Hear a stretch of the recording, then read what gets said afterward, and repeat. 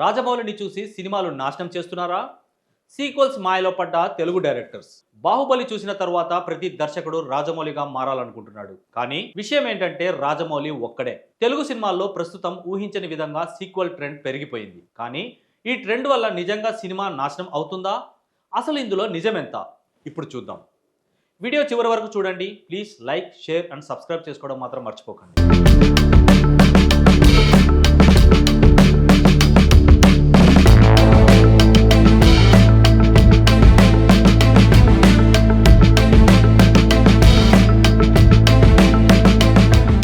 ఇక స్టోరీలోకి వెళితే డైరెక్టర్ రాజమౌళి గురించి ప్రత్యేకంగా చెప్పాల్సిన అవసరం లేదు. బాహుబలి 1, బాహుబలి 2, RRR ఒక్కొక్కటి కాదు, ప్రతి సినిమా తెలుగు సినిమా స్థాయిని పెంచింది.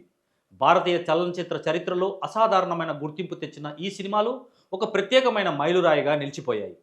కేవలం బ్లాక్ బస్టర్లు మాత్రమే కాదు, ఆస్కార్ స్థాయి అనుభవాన్ని తీసుకువచ్చిన దర్శకుడిగా పేరు తెచ్చుకున్నాడు రాజమౌళి. కానీ ఇది చూసిన మిగతా మేకర్స్ కూడా ఓ మత్తులో పడ్డారు. అదేంటంటే బాహుబలి తర్వాత తెలుగులో సీక్వెల్ సినిమాలు హవా మొదలైంది. అంటే ఒక్క కథను 2 పార్ట్లుగా చూపించడం, లేదా ముందే పార్ట్ 2 పేరుతో బిజినెస్ చేయడం అనే ట్రెండ్ మొదలైంది.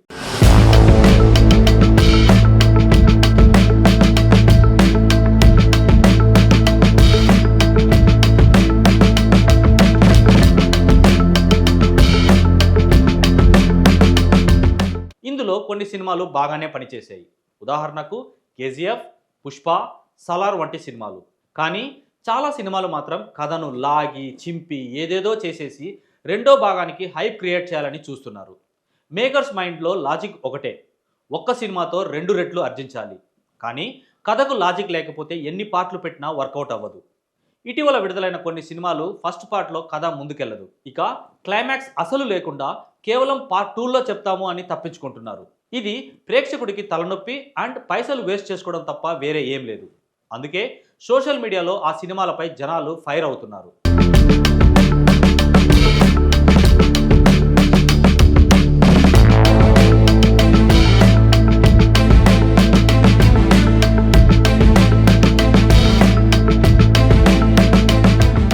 అన్నా ప్లీజ్ కథని లాగొద్దు, ఒకే పార్ట్లో చెప్పగలిగితే చెప్పండి, పార్ట్ 2 కోసం కథను నాశనం చేయకండి, ఇలాంటి కామెంట్లు ట్రెండ్ అవుతున్నాయి.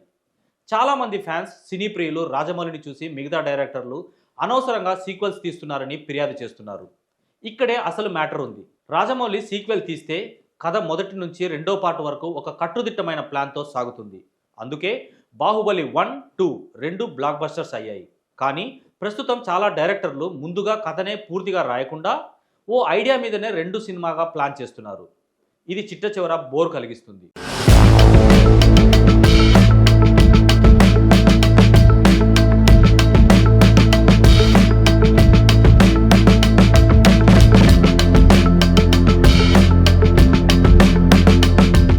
తెలుగు సినిమా ప్రస్తుతం ఫేజ్లో మంచి కథలు ఎంతో అవసరం. ఒకే పార్ట్లో పూర్తి కథ చెప్పగలిగితే అదే విజయం అందిస్తుంది. అంతేకాని ఒకే కథను 2 ముక్కలుగా కట్ చేసి రెండో భాగం వస్తుందంటూ హైప్ క్రియేట్ చేసి సినిమా హిట్ అవ్వకపోగా పెట్టిన డబ్బులు కూడా రికవరీ అవ్వదు. కనీసం రాజమౌళిని అనుసరించాలంటే ఆయన dedication, planning, screen play, style నేర్చుకోవాలి. కానీ ఫార్మాట్ కాపీ చేస్తే సరిపోదు.